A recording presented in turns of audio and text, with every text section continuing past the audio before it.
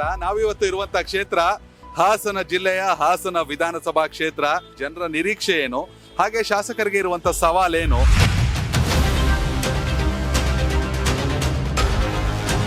ಹಾಸನಕ್ಕಿರೋ ಸಮಸ್ಯೆ ಏನು ಸರ್? ಮನಸ್ಸಿಗೆ ಭಾಳಷ್ಟು ನೋವಾಗುತ್ತೆ. ಯಾಕೆಂದರೆ ಒಬ್ಬರು ಜನಪ್ರತಿನಿಧಿಗಳಾಗಿ ಶಾಸಕರಾಗಿ ನಾವು ಕೂಡ ಭಾಳಷ್ಟು ಹೋರಾಟ ಮಾಡ್ತಾ ಇರ್ತೀವಿ. ಕುಮಾರಣ್ಣ ಕೇಂದ್ರ ಸಚಿವರಾದರು, ಎಷ್ಟು ದೊಡ್ಡ ಶಕ್ತಿ ಬಂತು. 50 ಕೋಟಿ ರೂಪಾಯಿ ನಗರಕ್ಕೆ ಸಂಬಂಧಪಟ್ಟಂಗೆ ಸೆಂಟ್ರಲಿಂದ CRF ಫಂಡ್ ತರೋಣ ಅಂತ ಹೇಳಿದರು. ಎಷ್ಟು ಅನುದಾನ ಬಂದಿದೆ ಸರ್ ಕಾಂಗ್ರೆಸ್ ಹೊರತಾದ ಶಾಸಕರಿಗೆ? ಸಿದ್ದರಾಮಯ್ಯ ಅವರು ನಮ್ಮ ನಿರೀಕ್ಷೆಗೆ ತಕ್ಕಂತೆ ಅವರು ಸ್ಪಂದಿಸಲಿಲ್ಲ. ಮೊನ್ನೆ ದೇವೇಗೌಡರಿಂದ ಒಂದು ಲೆಟರ್ ಹಾಕ್ಸಿದ್ದೆ ನಾನು. 30 ಕೋಟಿ ಹೆಚ್ಚುವರಿ ಅನುದಾನವನ್ನು ಕೊಟ್ಟಿದ್ದಾರೆ ಈಗಾಗಲೇ. ಏನು ಅಧಿಕಾರಕ್ಕೆ ಮಾತ್ರ ಮೈತ್ರಿ ಇದು ಅಂತ ಆಗಲೇ ನಿಖಿಲ್ ಕುಮಾರಸ್ವಾಮಿ ಹೇಳಿಕೆಯನ್ನು ಕೊಟ್ಟಿದ್ದಾರೆ. ಹೌದು, ಸಮನ್ವಯ ಸಮಿತಿಯನ್ನು ಮಾಡಬೇಕು. ಶಾಸಕರಾಗದ್ ಕಷ್ಟನಾ, ಶಾಸಕರ ಕೆಲಸ ಮಾಡೋದು ಕಷ್ಟನಾ? ನಾವು ಜನರಿಗೆ ನಿರೀಕ್ಷೆಗೆ ನಾವು ಮುಟ್ಲಿಕ್ಕೆ ಆಗ್ತಾ ಇಲ್ಲ. ಏನು ಬೇಕು ಸರ್ ಎಲೆಕ್ಷನ್ ಗೆಲ್ಲಕ್ಕೆ? ಜನ ಬೇಕಾ, ಹಣ ಬೇಕಾ, ಗುಣ ಬೇಕಾ? ಮತದಾರರು ಅವರು ನಮಗೆ ಕೈ ಹಿಡಿದ್ರೆ ಯಾವುದು ಕೂಡ ಹಣ ಬಲ ಬೇರೆ ಯಾವ್ದು ಬಲನೂ ಕೂಡ ಅದ್ರ ಮುಂದೆ ಯಾವುದು ಇಲ್ಲ.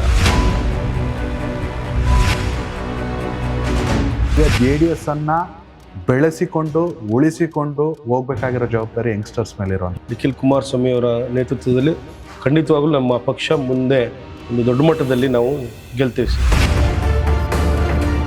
ಮೈತ್ರಿ ಅನಿವಾರ್ಯನಾ ಸರ್? 28ಕ್ಕೂ ಖಂಡಿತ ಆಗುತ್ತೆ ಸರ್. ಏನು ಗೊಂದಲ ಆಗಲ್ಲ? ಯಾವುದು ಗೊಂದಲ? ಹಾಸನ ಸಿಟಿಲಿ ಏನೋ ಆತ್ಮಗೌರವ ಧಕ್ಕೆ ಆದಾಗ ಅದನ್ನು ಮಾತಾಡಲೇಬೇಕಾಗುತ್ತೆ. ಈಗ ನಮ್ಮ ಹಾಸನದೊಂದು ದುರಂತ ಅಂದರೆ ಇಲ್ಲಿ MLA ಆದರ್ ಗೌರ್ಮೆಂಟ್ ಬೇರೆ ಇರುತ್ತೆ. ಈ ಖಾತಾ ಸಮಸ್ಯೆಗಳೆಲ್ಲ ಇತ್ತು, ಅದನ್ನೆಲ್ಲ ನೀಟಾಗಿ ಬಗೆಹರಿಸಿದ್ದಾರೆ. ಚುನಾವಣೆ ಟೈಮಲ್ಲಿ ಮಾಡ್ಕೊಳ್ಳಿ. ಅಭಿವೃದ್ಧಿ ವಿಚಾರದಲ್ಲಿ ಜಾತ್ಯತೀತವಾಗಿ ಅವರು ಕೆಲಸವನ್ನ ಮಾಡಿದ್ದೆ ಆದ್ರೆ ಮುಂದಿನ ದಿನಗಳಲ್ಲೂ ಕೂಡ ಅವ್ರಿಗೆ ಅನುಕೂಲ ಆಗ್ತದೆ. ಕೆಲವು ಇಲಾಖೆಗಳಲ್ಲಿ ತುಂಬಾ ಭ್ರಷ್ಟಾಚಾರ ಇದೆ. ಕಾಂಗ್ರೆಸ್ನವರು ಭಾಗ್ಯ ಕೊಡ್ತಾ ಇರೋದ್ರಿಂದ ಅನುದಾನದ ಕೊರತೆ ತುಂಬಾನೇ ಆಗಿದೆ. ಹೊಸ ಯಾವ್ದಾರ ಒಂದು ಇಂಡಸ್ಟ್ರಿ ಬಂದ್ರೆ ನಮ್ಮ ಹಾಸನ್ಗೆ ಯುವಕರಿಗೂ ಒಂದು ಕೆಲಸ ಸಿಕ್ತಂಗ ಆಗುತ್ತೆ. 100% ಅವೈಲಬಲ್ ಇರ್ತಾರೆ ಸರ್. ಯಾರು ಫೋನ್ ಬೇಕಾದ್ರೂ ಪಿಕ್ ಮಾಡ್ತಾರೆ, ಯಾರು ಕರೆದ್ರೂ ಎಲ್ಲಿ ಎಷ್ಟೊತ್ನಲ್ಲಿ ಬೇಕಾದ್ರೂ ಬಂದೇ ಸಹಕರಿಸ್ತಾರೆ. ಕನೆಕ್ಟ್ ಕರ್ನಾಟಕ, ಇದು ನಿಮ್ಮ ನೆಟ್ವರ್ಕ್.